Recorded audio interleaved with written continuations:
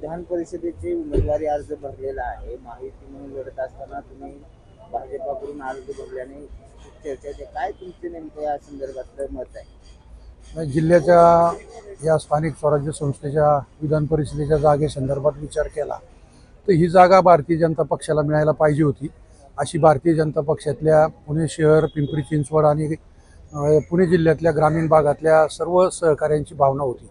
परंतु महायुतीत ही काही जागा भारतीय जनता पक्षाला मिळाली नाही. परंतु मी भारतीय जनता पक्षाचा आणि या ठिकाणी अपक्ष म्हणून फॉर्म भरलेला आहे.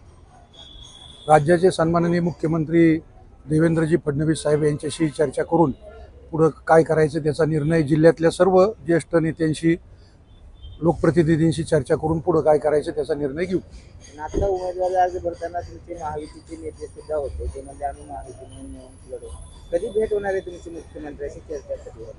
नाही, आता ते लगेच आत्ता सांगता येणार नाही, परंतु या 4 तारखेपर्यंत निर्णय घेण्यासाठी वेळ आहे. तोपर्यंत भेट घेऊन आम्ही चर्चा करू.